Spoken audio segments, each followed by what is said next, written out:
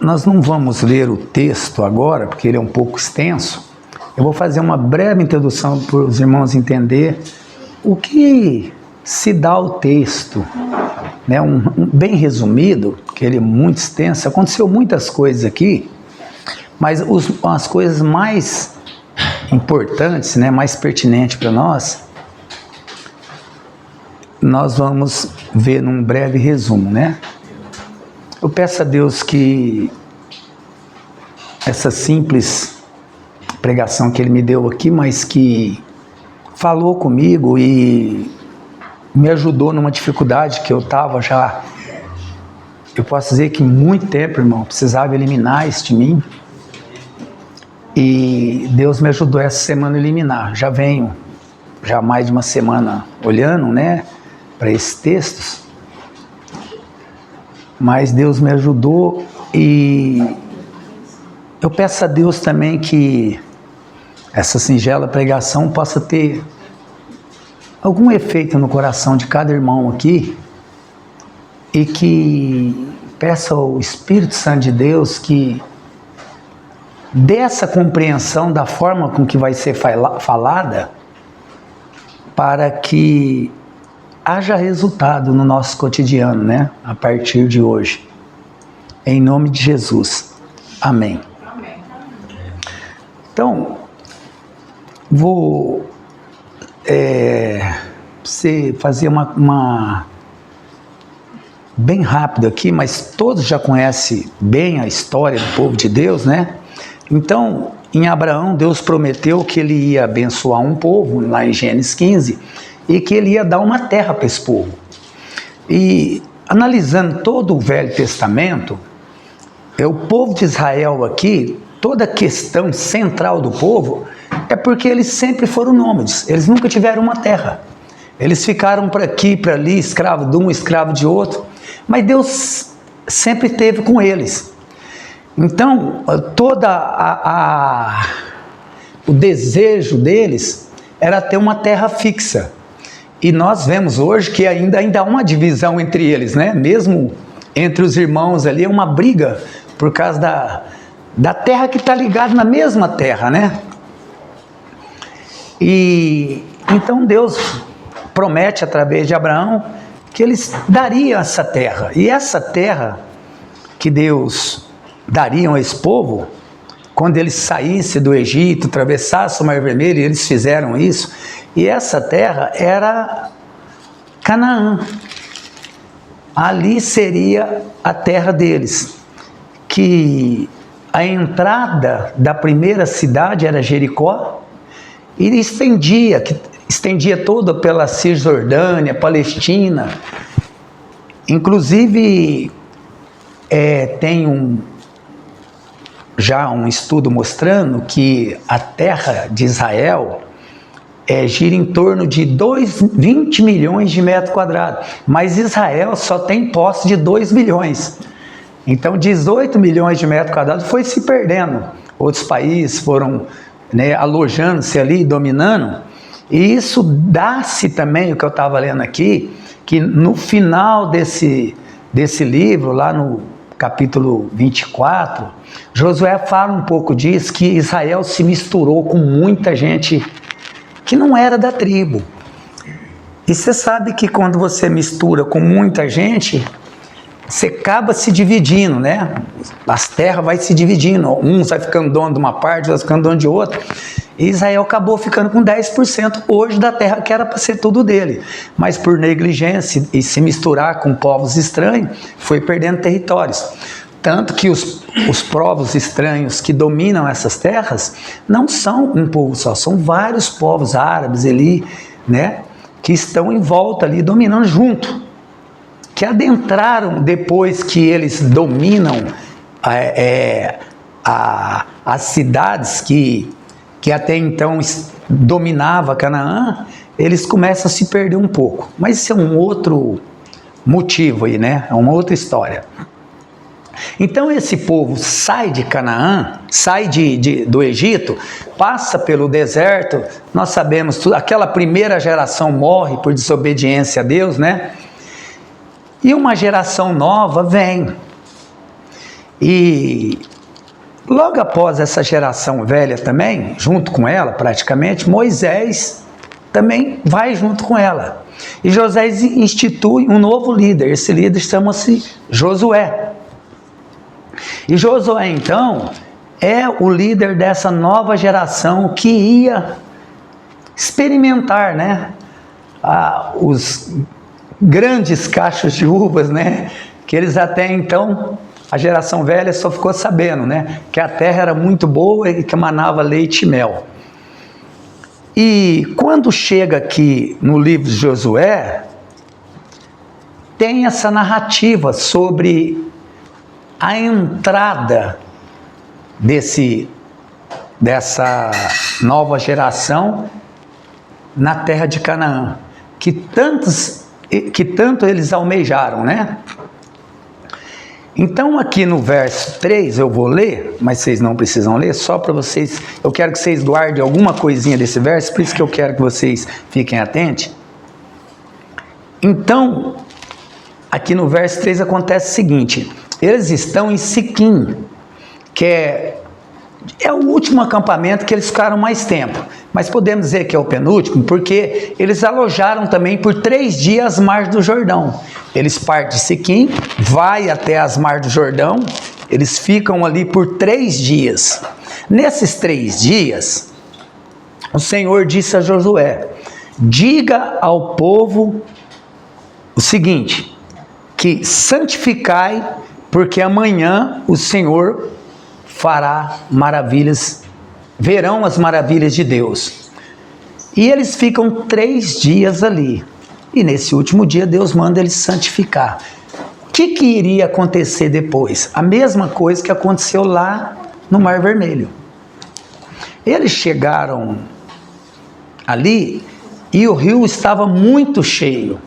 A Bíblia relata que as margens, né, avançaram muito, as ribanceiras, até as descidas estavam lotadas de água. E no dia seguinte, quando eles se santificam, ficam ali se purificando e santificando na presença de Deus, Deus vai e diz para o povo, pega os sacerdotes, pegam a arca da aliança, né, que era a presença de Deus, vai à frente do povo, e todo o povo faz uma fila atrás da arca e dos sacerdotes. E Deus vai e divide as águas aqui. E o povo, a Bíblia diz que atravessa o Jordão, a Bíblia fala que Deus divide as águas e represa a água na parte de cima que tá descendo. Ele para, então faz um paredão segurando toda a água que vinha descendo. E a Bíblia fala que esse povo atravessa o Jordão a pés enxuto.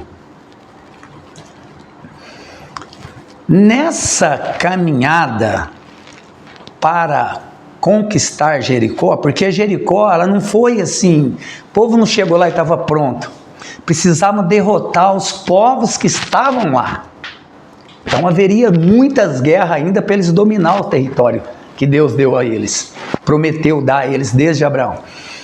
E a primeira batalha que eles têm é com Jericó. E eu fiz um estudo sobre essas batalhas. A primeira batalha é Jericó e a segunda é a cidade de Ai. No estudo, no mapa da época, diz que eram 31 reis, ou seja, digamos assim, 31 reinados, 31 cidades que estavam ali alojadas dentro da terra deles, né, que possuíam a terra deles. Mas a cidade de Jericó e a cidade de Ai ficava no meio, como se ficasse como esse celular, no meio de todas as cidades. E pessoas que têm estratégia de guerra diz que Deus começou por ali, né? A estratégia foi ali eliminar as 2 primeiras cidades do meio. Para quê? Para que não tivesse mais ligação da cidade, digamos assim, do norte com a cidade do sul. Então não tinha como eles formarem alguma aliança, uma coalizão contra Israel. E eu achei interessante isso aí. Mas, voltando aqui para a narrativa, então, aí Josué vai e recebe a orientação de Deus. Ele tem uma visão, aqui no verso 5, nós vamos chegar, nós somos no verso 7, então para nós entendermos como tudo foi se encaminhando. Ele tem uma visão no verso 5, que ele diz, ele tem uma, sucedeu que, estando Josué perto de Jericó, levantou os seus olhos e olhou, e eis que pôs de pé diante dele um homem, que tinha na mão uma espada nua, ou desembainhada, né, claro, e chegou-se a Josué a ele e disse: És tu um dos nossos inimigos? Disse ele disse para Josué: Não, mas vem agora como o príncipe do exército do Senhor.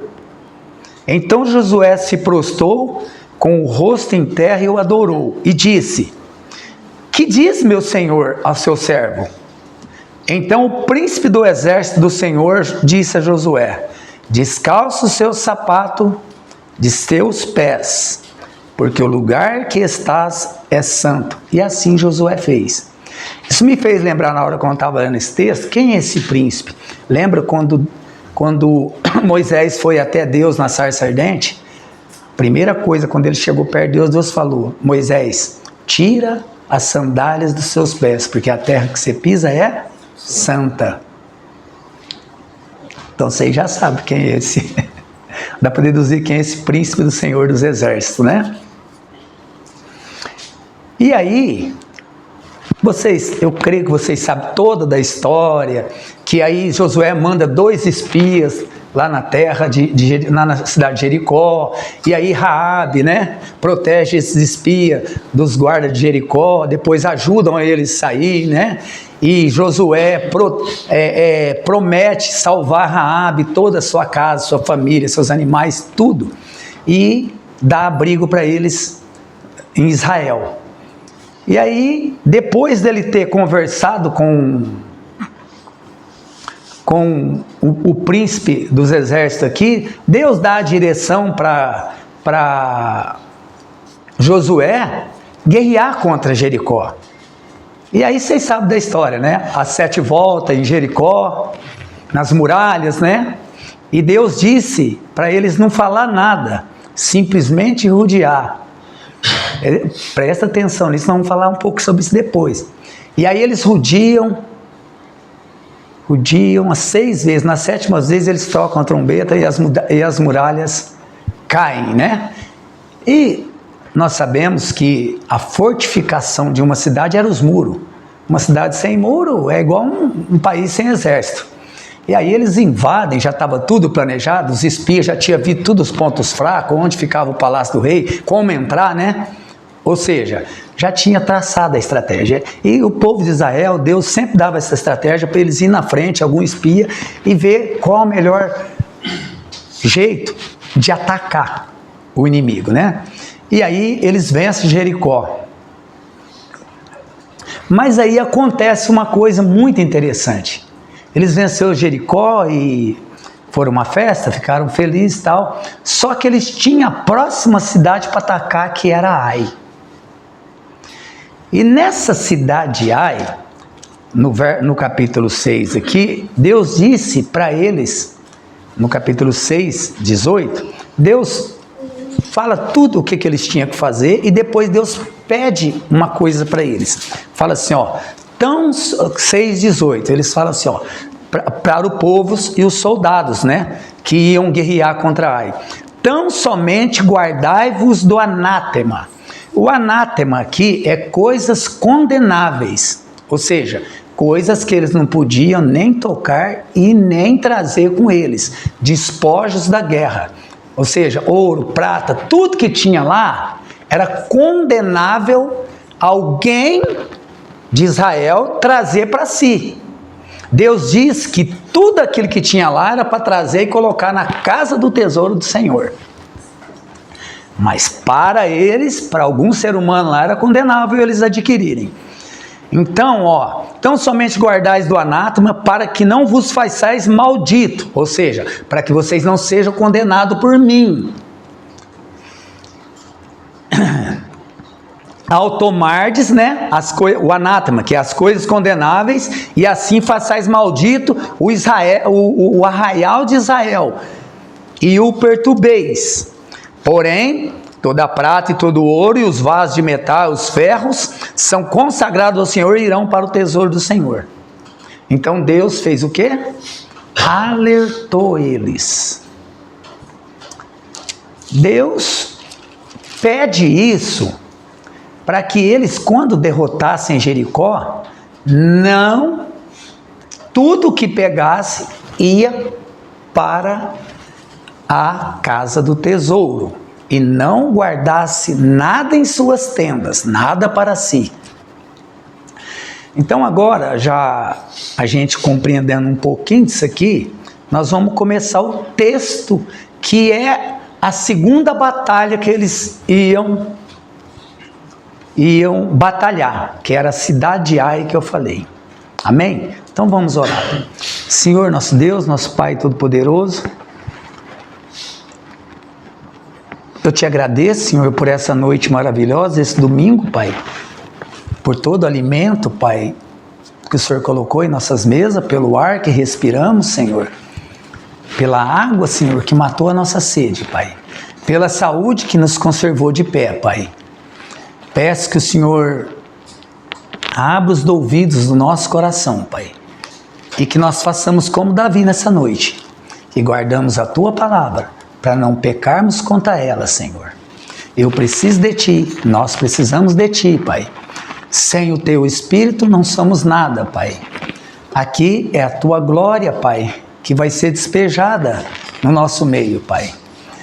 Nos ajuda, Pai, me ajuda aqui em cima, Pai, nesse púlpito, Pai. Que eu possa, Pai, essas horas, Pai, que eu estudei a fio, Pai, momentos de leitura, Pai, tempos que eu passei na Sua presença, Pai, eu creio que isso, Pai, foi importante para mim, mas não significa nada para mim explicar a Tua palavra, Pai. Só o Senhor, Pai. Eu aprendi com ela, Pai, mas só o Senhor pode me ajudar, Pai. Eu anotei várias coisas que o Senhor me ensinou, Pai, e que me educou nela, Pai, mas o Senhor tem todo o poder, Pai, e eu quero estar disponível nesse momento, Senhor, para que se o Senhor saltar, tudo que o Senhor saltar no meu coração, Pai, eu direi, Pai, em respeito à Tua palavra, Senhor. Em o nome de Jesus, eu te agradeço. Amém. Então, nós vamos ler esse texto já pregando, para nós não perder muito tempo. Ele é um pouco grande, ele tem uns 20 e poucos versículos. Ele vai lá no 26. Mas nós já vamos falando sobre ele, e nós vamos já vendo uma compreensão, uma pequena compreensão do que um erro pode fazer na vida de um ser humano e na vida de uma comunidade inteira, ou no caso aqui uma cidade, né? Que Israel não tinha uma terra, mas eles eram praticamente uma cidade. A Bíblia fala que eles tinham 40 mil soldados, mais ou menos, só soldados, imagina mulheres e coisa, né? Então eles eram uma cidade bem grande, né? Eu calculo que pelo menos o tamanho de Barretos aqui, né? Nessa batalha aqui. Então começa assim, e transgrediram, para a gente já compreender o texto, lembra que nós lemos? O que eles transgrediram? Não tomeis, não guardais para vós nada que seja condenável. Eles transgrediram a ordem de Deus. Lá em Jericó, eles transgrediram. Eles venceram a batalha, porque Deus tinha sido com eles antes, mesmo que você peque depois, mas Deus é fiel. E eles pecaram, eles transgrediram a ordem do Senhor e trouxeram coisas de lá. Essas coisas são prata, ouro e uma capa babilônica que ele cede lá. E isso se configurou numa transgressão. Por quê? Porque Deus tinha avisado. E eles estavam aqui preparando para ir para a segunda batalha. Mas Deus já estava exortando ele. Olha, vocês transgrediram os filhos de Israel no anátema. Porque Acã, filho de Carmi, filho de Zabdi, filho de Zerá, da tribo de Judá. Acã, que é um homem que transgrediu. Um homem sozinho fez essa transgressão e trouxe esses ouro, essas coisas de lá. Abomináveis ao Senhor. Da tribo de Judá. Tomou do anátema, das coisas condenáveis, que Deus havia condenado, que eles tomassem. E a ira do Senhor se acendeu contra os filhos de Israel. Lembra que, talvez você pode pensar, nossa, mas um homem trouxe e Deus está condenando todo mundo. Deus falou para que ninguém pegasse, para assim não façais, maldito o arraial, e não perturbeis. Ou seja, um homem, um só, contaminaria toda a cidade. Então Deus avisou. Mas Deus é misericordioso e Ele usou de misericórdia com o povo. E nós vamos ver. Enviando, pois, Josué de Jericó, alguns homens a Ai. Aqui, Josué... Deus fala do pecado, mas eles já estão preparados para ir para a próxima batalha.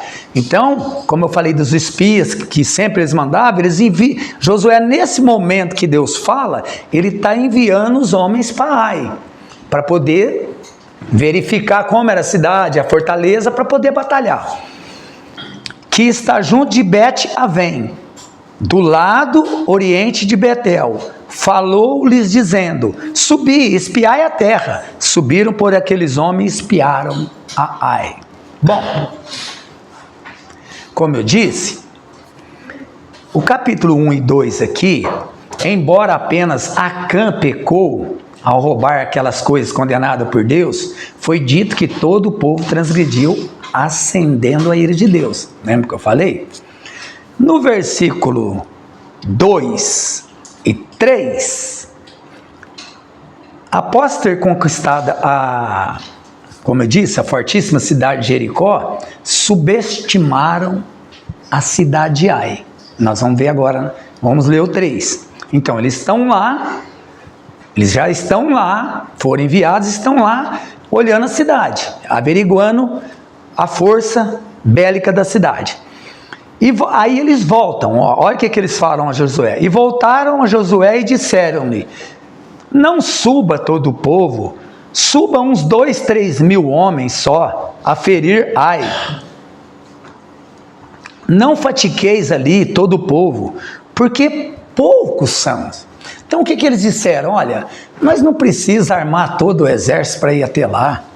Eles lá é uma cidadezinha michuruca, pequena. Não vamos fadigar todo mundo, né? Deixa o povo descansar. 2, 3 mil homens, nós vencemos aquela cidade em pouco tempo. Eles são poucos soldados lá. Nós vimos tudo, averiguamos tudo lá. Ou seja, após ter conquistado Jericó, como eu disse, uma cidade fortíssima, né? Que era muito mais forte, né? Com seus muros grandes, subestimaram a pequena cidade de Ai. Fazendo o quê? Como é que eles fizeram isso? Veja que Deus aqui não está falando com eles. Deus só falou que eles transgrediram em Jericó a lei. E aqui, percebe que Josué e nem os seus conselheiros tomaram um conselho com Deus. Josué, por conta própria, manda eles lá averiguarem a cidade, qual a força bélica. E eles voltam e dizem assim: olha, a cidade é muito pequena, 10% do nosso soldado aí já resolve o problema. Mas Deus não estava aí. Primeiro ponto, eles subestimaram. Uma coisa que nós não devemos fazer: subestimar o inimigo. Ele conhece a Bíblia inteira, Ele conhece o céu e ele conhece a terra. Nós não conhecemos nem o céu, nem a Bíblia inteira, e mal é mal a terra. Então, subestimaram a pequena cidade de Ai, negligenciando uma consulta ao Senhor antes de tomar a decisão, para atacá-la, como Josué havia feito antes de atacar Jericó.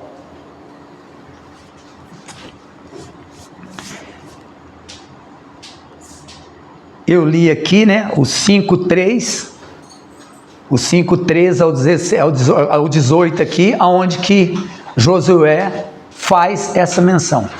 Pensando aqui comigo agora, muitas das vezes nós fazemos isso.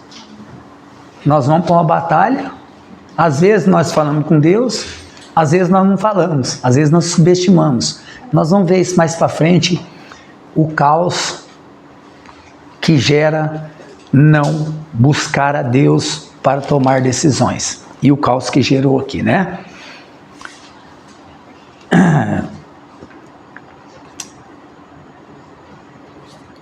E Deus, Ele nos orienta na sua palavra que maldito é o homem que confia no homem e faz do seu braço a sua força e aparta o seu coração do Senhor, não é assim? Josué, por um momento aqui, agiu dessa forma. Talvez vocês vão falar, puxa, você vai crucificar o Josué agora?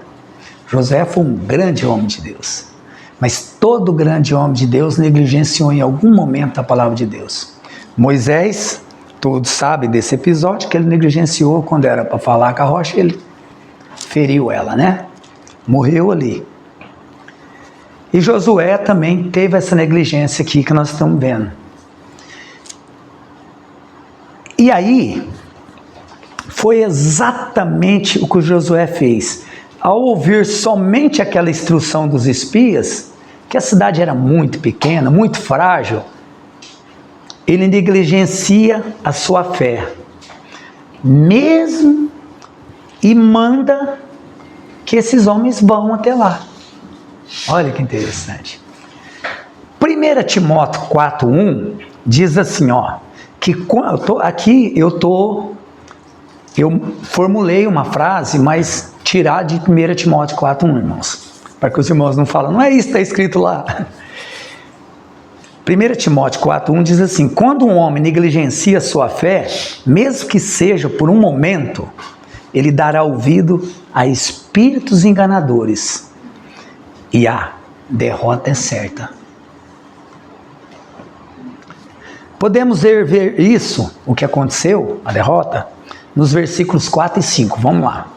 Assim, subiram para lá, do povo, uns 3.000 homens, os quais fugiram diante de Ai. Viu o que aconteceu? Eles subiram para batalhar e sabe o que aconteceu? Tiveram que fugir. Fugiram apavorados. Subestimaram, acharam que... E os homens de Ai, os soldados de Ai, feriram desses 3.000, uns 36 homens, soldados, né?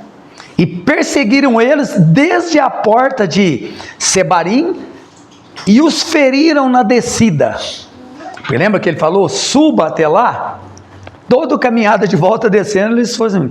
E o coração do povo se derreteu e se tornou como água. Aqui tem uma coisa muito interessante que eu estava meditando nisso aqui. Eu queria que vocês prestem atenção nessa frase. Então eles foram derrotados, né? 36 homens morrem. Olha a última frase do 5. E o coração do povo se derreteu e se tornou como água. Ou seja, quem era o soldado de Israel? Nós vamos saber agora, que Deus mostrou uma coisa bem interessante aqui. Soldado de Israel, que era um povo forte, duro como rochas, acostumado a vencer batalhas, a lutar em nome do Senhor, né? No nome do Senhor. duro como rochas para guerrear, agora perde seu estado sólido e se derretem como se fossem água. Viu o que é um homem forte na presença de Deus quando não consulta Ele? Derretem como água. Um povo, que aqui se a gente ler mais para trás no capítulo 2 e 3, Raabe confessa isso. Não é que eles se gabavam, Raabe falam isso, lá em Jericó. Um povo que passava medo em seus inimigos, somente ao ouvirem falarem dos feitos deles. Raabe disse que o povo de Jericó, quando ouviu falar nos feitos do exército de Israel, todo o povo de Jericó ficaram como que desmaiados. Ou seja, quando os espião estiveram lá, Raabe disse: olha, eles estão tremendo de medo do exército de vocês. E olha que era uma cidade fortíssima. Mas, através da fama do exército, que era claro, as vitórias eram de Deus com eles. Eles eram só instrumento para registrar na história. Aquele povo de Jericó tremia de medo. Agora, o povo que assombrava fortíssimas nações estavam derretidos como água, na presença de uma cidadezinha chamada Ai, minúscula, que 3.000 homens realmente seria o suficiente para vencê-las. E ninguém, em sã consciência, pega 3.000 soldados para lutar com 3.000 soldados. Você tem 40.000. Você pega pelo menos mais uns 50%, né? De soldado a mais, porque caso há um imprevisto, nós somos 50% em maior número do que eles, né? Então, possivelmente, essa cidade não tinha nem 2.000 soldados. Eles levaram um pouquinho a mais para garantir a vitória. Vamos agora, irmão, para o verso 7. Não, verso 6. Nós estamos, né? Então, Josué rasgou suas vestes. Ou seja, quando eles voltaram, tudo ali com o semblante caído, né? Com aquele, mostrando, aparentando já o sinal da derrota, né? A tristeza, né? De ter perdido. Josué rasga suas vestes e se prostrou em terra, o seu rosto em terra, perante a arca do Senhor, até a tarde. Ele e os anciãos de Israel, e deitaram o pó sobre suas cabeças. Rasgar as vestes aqui na Bíblia era um sinal de luto profundo, de dor, de angústia, diante de uma tragédia ou de mortes, de perdas irreparáveis. Então, o sinal de Josué demonstrou uma tristeza, né, diante do povo, uma derrota para uma cidadezinha tão pequena daquela. Que vergonha, nos humilharam. E aí Josué vai fazer uma oração, mas uma oração, posso dizer assim, de um covarde. Uma oração de um covarde, ainda que fosse uma oração. Mas Deus ouviu ele. Aqui no verso 7, começa então a lamúria de Josué. Então Josué disse, ele vai fazer uma oração, ele diz: Senhor, por que com efeito fizeste passar este povo ao Jordão? Lembra que Deus atravessa eles para o Jordão para poder dar a terra. Mas aí ele começa a lamuriar, ele fala: então por que o Senhor nos fizesse atravessar o Jordão? Para nós morrermos aqui na mão desses reis? E ele continuou falando isso. Para nos entregar na mão dos amorreus? Para nos fazeres perecer, morrer? Antes nós tivéssemos contentado em ficar além do Jordão. Vocês lembram de alguém que fez isso? O povo de Israel. Faltou a carne. O que eles disseram? Ah, lá no Egito nós tínhamos cebola, as carnes, os alhos, os porcos. Quem dera, quem nos dará carne? Josué aqui, por uma negligência dele mesmo, porque ele era o líder, Acã trouxe os objetos de lá, mas Deus havia falado, ele era líder e ele tinha lideranças com ele, para cada tribo tinha uma liderança.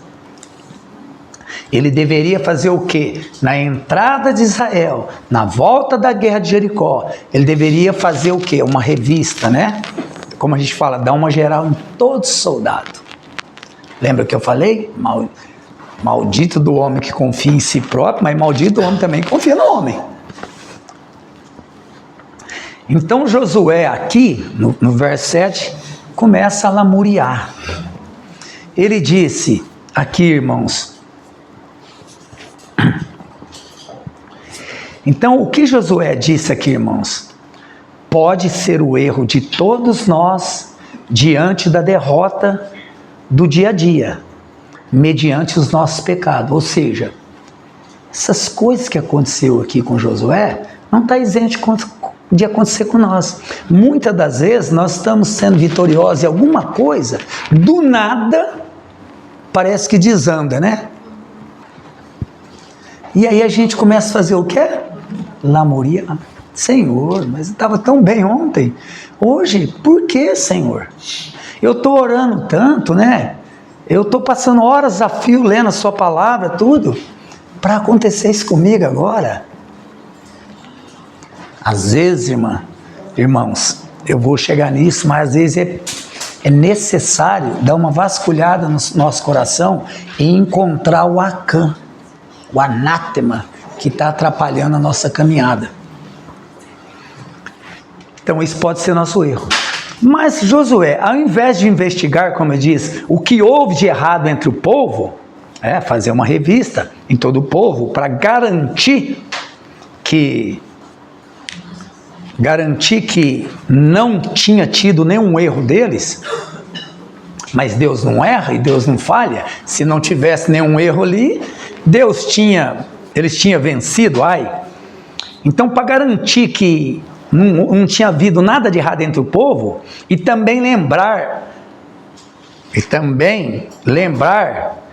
quero lembrar que os homens podem sim fazer plano, como eles fizeram.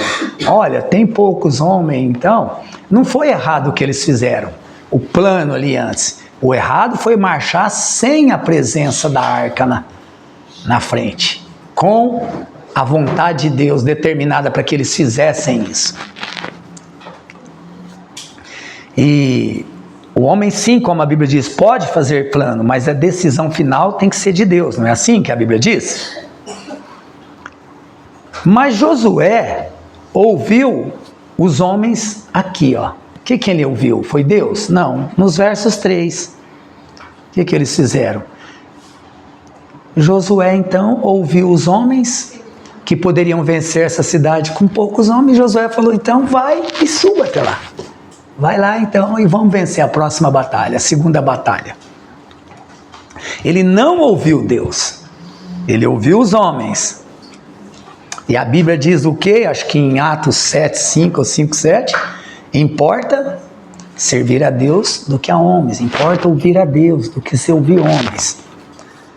Por isso que nós devemos estar aqui para ouvir a Deus. Mas Josué ouviu os homens. É fácil a cidade pequena, não precisamos de todo o exército. Lembra do homem do exército de Deus que Josué ouviu, prostrou e perguntou o que para ele? Eis o teu servo, o que eu quero que eu faça. Não é assim que ele falou? Me diz o que o Senhor quer que eu faça. Ele ouviu os homens, mas não ouviu o príncipe do exército do Senhor, que está descrito lá em Josué 5:14. Eu quero fazer uma alusão a Jesus Cristo. Nós devemos em todas as batalhas ouvir quem? Cristo, em primeiro lugar. Ele é a nossa arca que vai à frente sempre. Não é assim também que agimos na nossa sabedoria humana ou terrena? Pensaram assim, olha, isso aqui eu conjecturei, mas está dentro do texto, lá em Jericó. Eles pensaram assim: derrubamos os muros de Jericó sem dizermos uma só palavra. Entendeu como é que ele começou a se apoderar de uma arrogância, uma soberba? Uma cidade daquela, nós não precisamos falar nada. Os muros caiu, vencemos eles, né? Os muros caiu somente com a nossa presença, foi o suficiente. Cuidado, irmão. A presença dele tem que ser é suficiente, a nossa não. Os muros caiu com a nossa presença, foi o suficiente para o muro cair diante dos nossos olhos.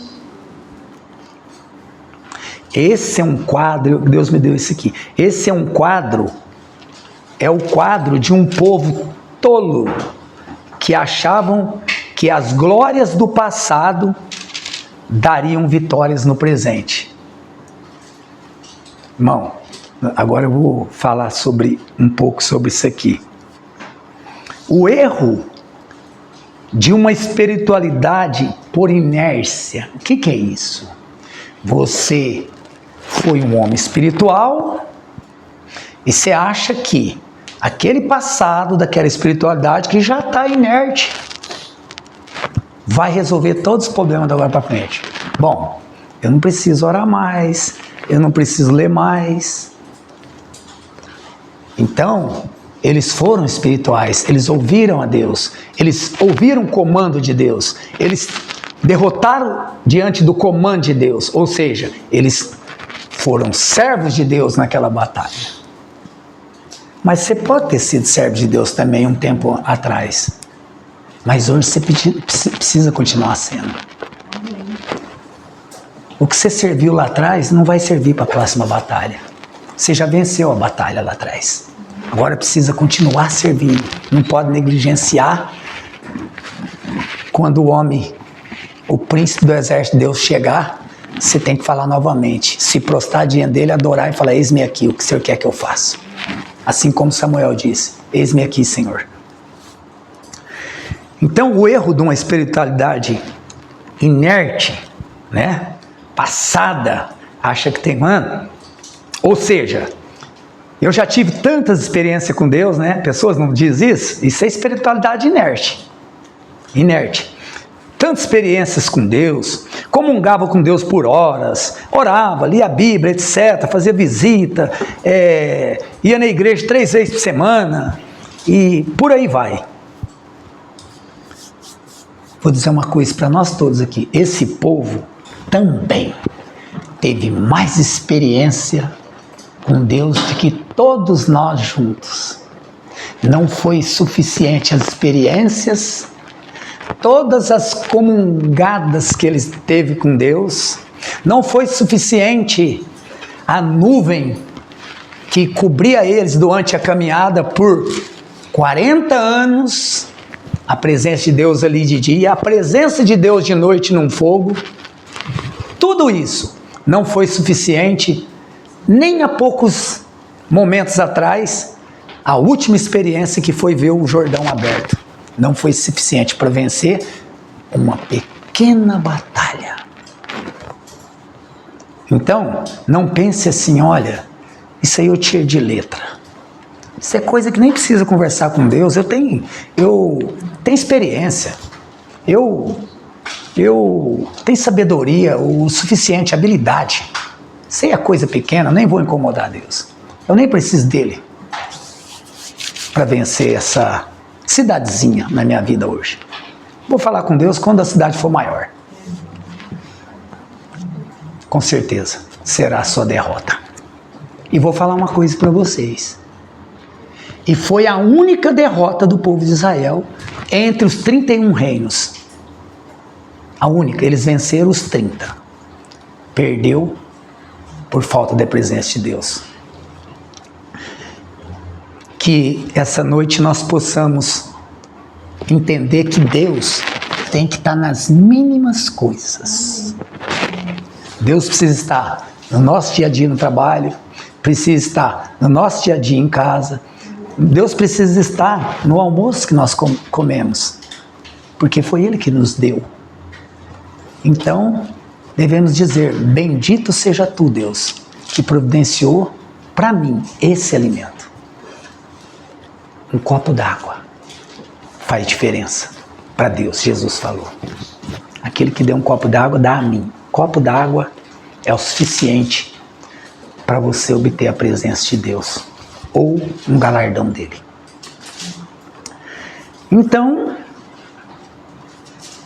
ele faz isso, né, Josué, né? Ao invés de investigar, ele vai lá e ouve os compatriotas dele, os conselheiros, e vai sem Deus.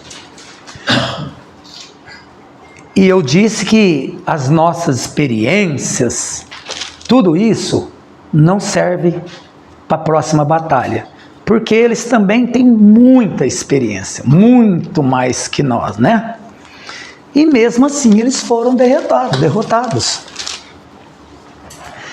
E as nossas experiências não servem para nenhum povo, mas a experiência desse povo serve para nós. Olha como aquelas experiências são maiores que a nossa. Eu lembrei agora.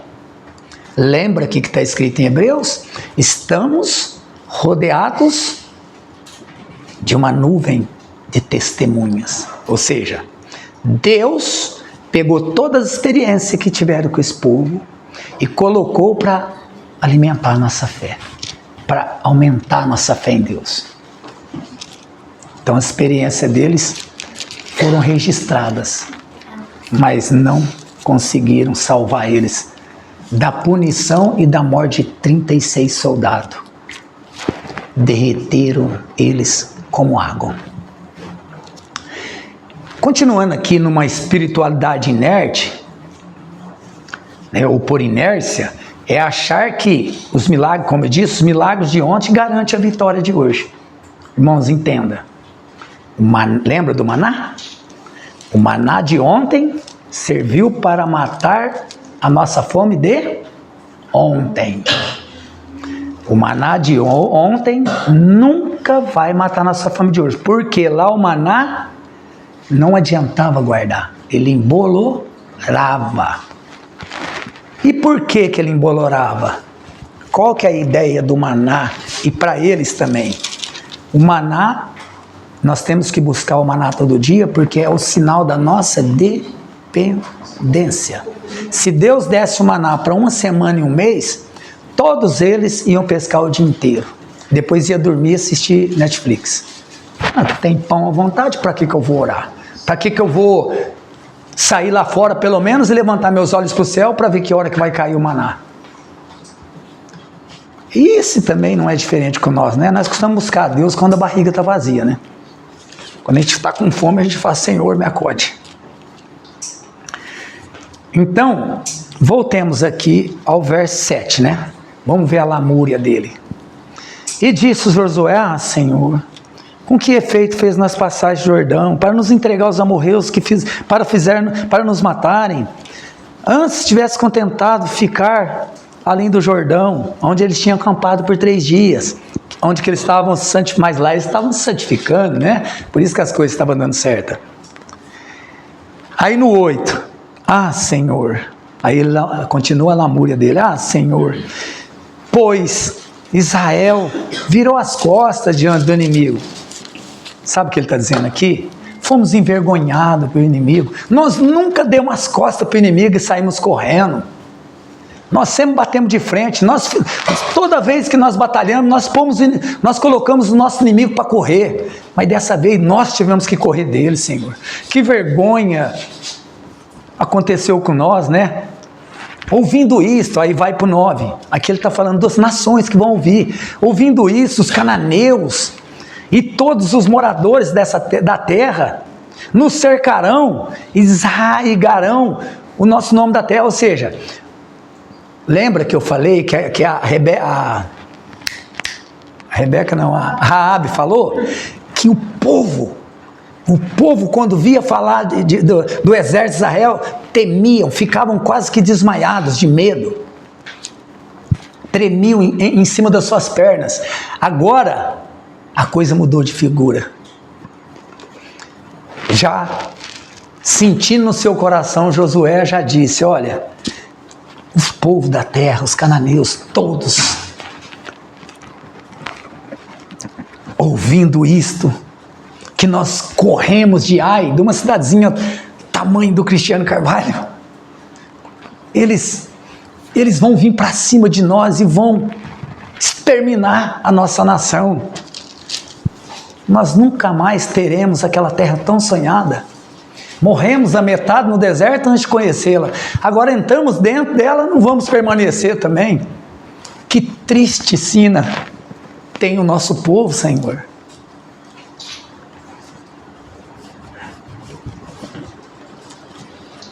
Mas, e ele ainda fala, apela pelo nome de Deus, ele fala assim, então, que farás o teu grande nome? Ou seja, seu nome depois disso aí vai ser chacoteado. Cadê aquele Deus dos hebreus, que era o Deus das grandes batalhas, aquele povo que era em menor número, mas vencia todo mundo? Cadê aquele Deus? Aparece aí, Deus. Cadê o nome forte? Senhor, ele faz essa oração, clamando a Deus, né? Mas por quê? Depois de um erro. Irmãos, eu quero, e eu coloquei aqui, e Deus o ouviu. E Deus o ouviu. E foi errado o que ele fez, irmãos? Não. Porque a única coisa que você tem e a única coisa também que pode te libertar de um erro é Deus.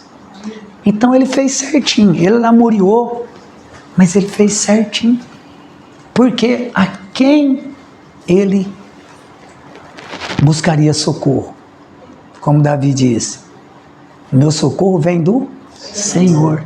E ele fez a coisa certa. Ele cometeu um erro grave, mas ele fez a coisa certa. Depois ele falou, eu preciso me reconciliar com Deus, eu e esse povo. E Deus ouviu ele. E Deus ouviu ele, irmãos. Vamos para o verso 11, 12, 13 agora. Vamos ver o que Deus falou para ele. Depois nós vamos voltar aqui. No 10. Eu quero ler, ó. Israel pecou e transgrediu a minha aliança, Deus falando, que lhes tinha ordenado, tomaram do anátema, tomaram das coisas condenáveis que eu disse, e furtaram, mentiram, e debaixo da sua bagagem o puseram. Acã fez, quando ele veio de lá para cá, ele trouxe debaixo da bagagem, para ninguém descobrir, né? Por isso os filhos de Israel não pôde subsistir perante seus inimigos, não pôde vencer os inimigos, entendeu? E derrotá-los, né? Viraram as costas diante dos seus inimigos. Por isso não pôde subsistir e viraram as costas, ou seja, fugiram diante dos seus inimigos, né? Por quanto estão amaldiçoados. Lembra que Deus falou? Serão amaldiçoados se fizerem isso. Por quanto estão amaldiçoados, não serei mais convosco, se não desarraigardes o anátema do meio de vós. Quem era o anátema? O Acã. O abençoado Acã, que tinha feito a bagunça e roubado aquelas peças. E aí, ele fala isso. Mas voltando aqui para Lamúria, então Deus está lá lamuriano, Josué está lá lamuriano, fazendo a oração, pedindo misericórdia, complacência de Deus, e Deus vai e fala tudo isso para ele. Mas aí, olha só o que aconteceu, vamos ler o 10 agora. Deus dá uma ordem para Josué, depois ele está prostrado, lembra que ele está prostrado, ele, os anciãos, até a tarde. Eles ficaram ali no meio-dia lamuriando, jogando pó sobre eles, rasgam as vestes e começaram a clamar a Deus. Aí Deus vai e dá uma ordem para ele, ó. Então disse o Senhor a Josué: levanta-te, por que estás prostrado assim sobre o teu rosto? Olha que coisa interessante. Não parece uma coisa antagônica? Ué, é claro que o Josué está prostrado ali porque ele pecou, o povo prevaricou e ele está tentando achar um escape em Deus, pedindo misericórdia para não morrer. Ou seja, o que a gente vê aqui, irmão? Você deve sim arrepender dos seus pecados quando você coisa. Mas você não pode ficar só prostrado. Você precisa agir. Você precisa agir. Você precisa levantar novamente e agir. Lembra do filho pródigo? Ele pecou, afastou de Deus, foi embora. Mas chegou uma hora, no caos que ele estava naquele chiqueiro, desejando comer as alfarrobas do porco, ele fez o quê? Ele caiu em si. Ele caiu em si, mas Josué não. E ele falou: vou para meu pai. Até os trabalhadores lá têm que comer e eu aqui desejando comer com os porcos, a comida dos porcos. Então Deus deu um chacoalhão nele e falou: levanta-te, cai em si, Josué. Chega de lamúria. Já entendi tudo que você falou. Eu vou te perdoar. Aliás, eu sempre perdoei vocês. Eu aceito o arrependimento seu e da nação pela nação. Aí, Deus então dá um chacoalhão em Josué, como disse, e diz: levanta. Essa palavra é muito importante para nós depois de um erro, irmão. Seguido de um arrependimento, claro.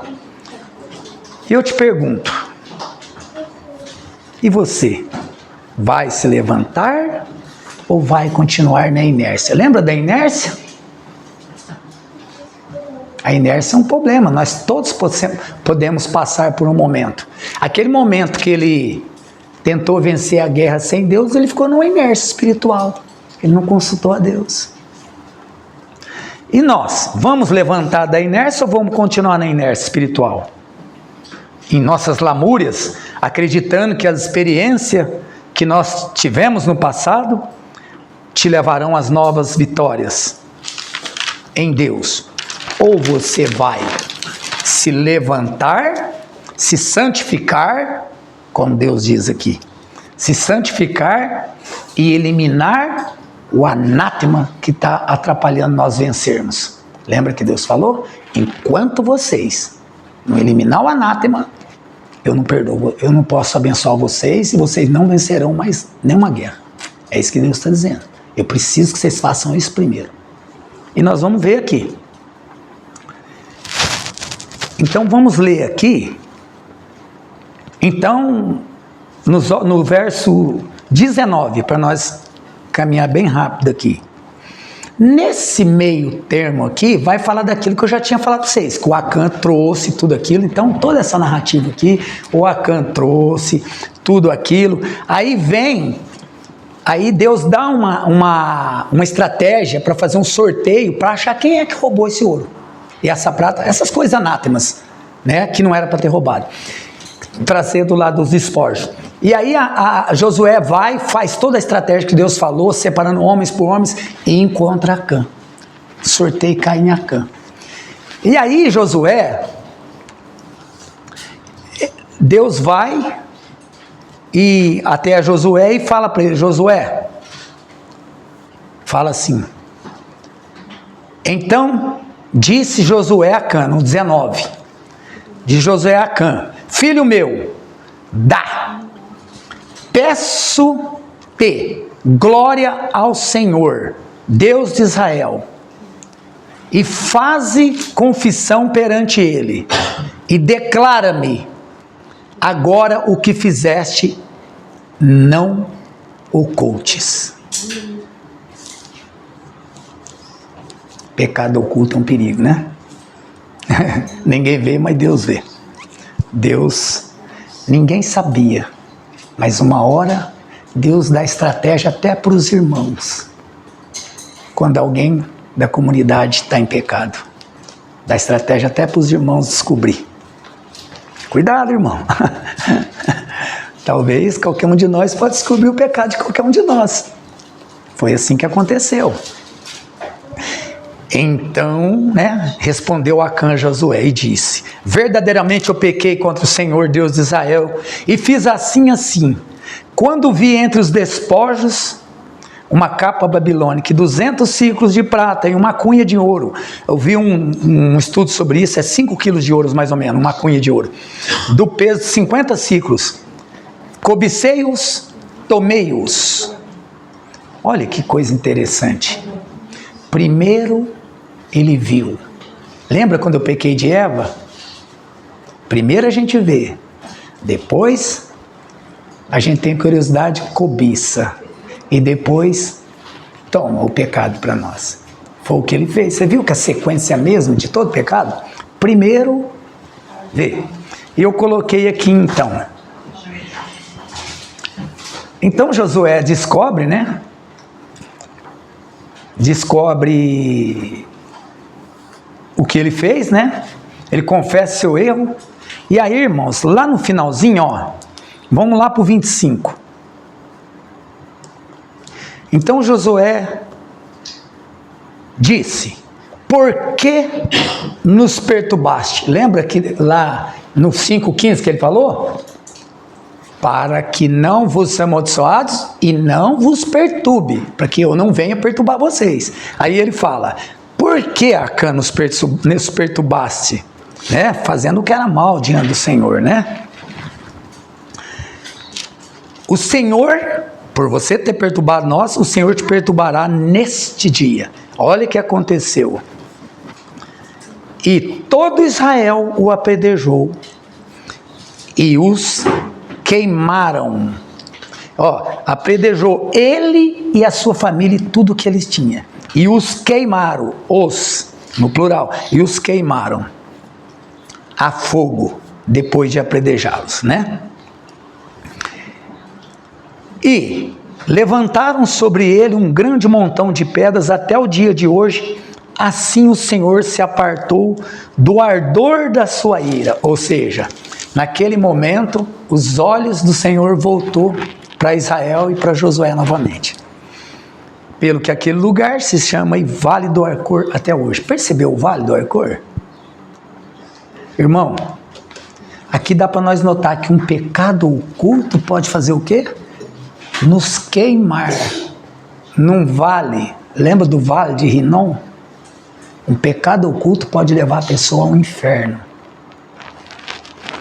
A morte aqui significa o quê? A separação de Acã do povo de Deus. E o vale de Acor, o fogo, o vale é o inferno. E o fogo é o instrumento que o inferno usa para tratar com as pessoas que pecam, Então aqui, vamos terminar aqui. Então Josué disse ao povo: se santificam. Descobre Acã. Deus manda o povo se santificar ali antes, para poder descobrir o pecado de Acã. Por que Deus mandou ficar? Para perdoar o povo também. Isso aqui ele falou que todo o povo seria atingido pelo pecado de alguém que fizesse isso. Então, uma pequena aplicação aqui desse texto para nós, Eu vou pegar uma folha solta que está aqui, que é muito importante, como eu falei, irmão, sobre o pecado aí do Acã. Para não sermos como Acã, é necessário que vigiemos, irmão. Coloquei 2 pontos aqui, condenáveis, Primeiro, aquilo que é condenável dentro de nós é manter o pecado em oculto.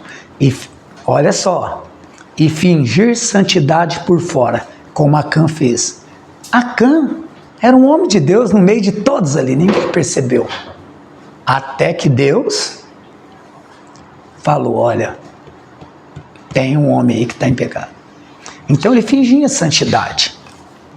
Lembra que está escrito, não me lembro agora, em Lucas: não há nada que esteja em oculto que não será descoberto quando se manifestar a luz. Quem é a luz? Deus.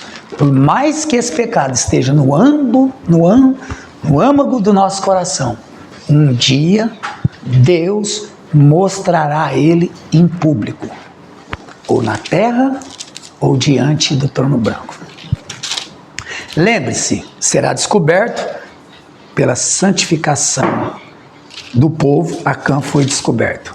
Segundo, que o Acã teve olhar de cobiça. Deus falou para ele não fazer, mas ele viu 5 quilos de ouro numa cunha só, num pedaço. Ele falou, eu vou levar só isso aqui, tem muito ouro aqui. A casa do tesouro vai ficar com o resto. Deve ter uns 1.000 quilos de ouro aqui, eu vou levar só 5. Isso não... Por isso que Deus disse lá em Cantares 2,15, não apanhe só as raposas grandes, as raposinhas, pecadinhos também fazem a diferença. As mentirinhas leves, essas que parece que não tem problema, tem. O sarcasmo, as brincadeirinhas, piadinhas, né, os trocadilhos, tudo isso faz uma diferença. Fez aqui, uma capa babilônica fez a diferença. Olha bem como é que começou. Então, vi. Depois que eu vi, eu cobicei. Depois que eu tomei, eu escondi. A sequência do pecado, né? No verso 21. A queda começa, como eu disse, nos olhos. Para vermos as maravilhas de Deus, devemos tirar os olhos da capa babilônica, da prata, do ouro desse mundo. Que é isso? Enriquecimento ilícito, contrário à vontade de Deus.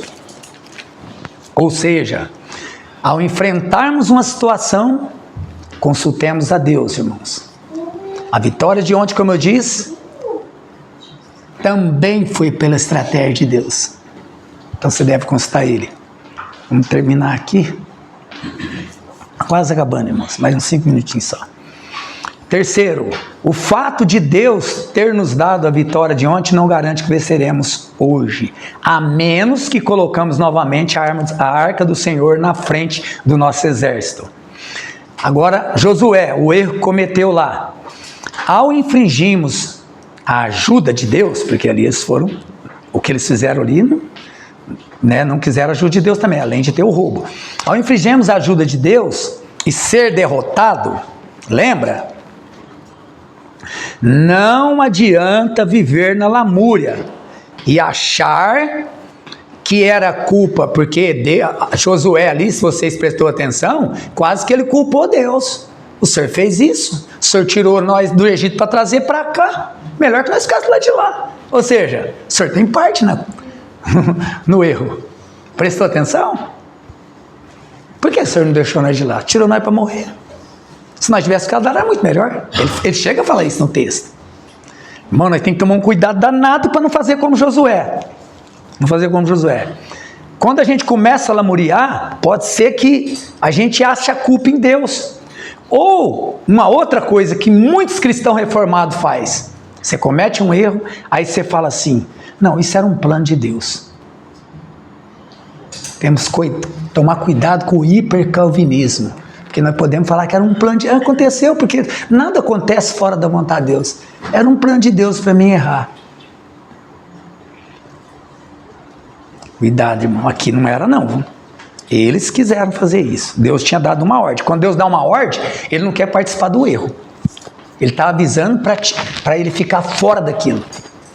E misericórdia te orientando já. Então, não diga que é um plano de Deus. Por quê? Se você falar isso, você pode continuar ficando por anos lamuriando, ou culpando Deus por seus erros. Mas a ordem de Deus sempre vai ser: levanta-te, santifica para ver as maravilhas de Deus. Lembra lá? Diga ao povo, Josué 3,5, diga ao povo que se santifique para ver as maravilhas de Deus. A igreja também, terminando, olha só que interessante. E, irmão, isso funciona? Funciona. Assim como na igreja de Atos 2, a igreja prosperava. E todos eram unânimes no partir do pão, nas orações e na doutrina dos apóstolos. e eles viam as maravilhas de Deus. Por causa disso, por causa dessa comunhão, a Bíblia diz que Deus fazia milagres e maravilhas através dos apóstolos. Então, nós temos algo descrito na Bíblia que, se nós agirmos assim, nós vamos ver as maravilhas de Deus. Assim devemos ser precavidos contra sugestões de homens, mas ouvirmos ao Senhor. Acã tem estado em muitos lugares, ensinando como obter ouro, prata e capas babilônicas. Mas não se enganem. Lembra dos ais de Deus? Além da cidade de Ai aqui que teve para eles, nós também temos alguns ais de Deus, vários ais. Lembra dos ais de Deus? Eles estão chegando lá em Apocalipse 9. Eles estão chegando também, irmão, os ais de Deus. Teve os ais para os israelitas e tem ais para nós também, chegando para fazer justiça. E o vale de Acor os espera. Mas para nós que desejamos buscar o reino de Deus e a sua justiça, a palavra de ordem é: levanta, santifique para o amanhã. Amém? Deus abençoe. Vou fazer uma breve oração aqui. Senhor, nós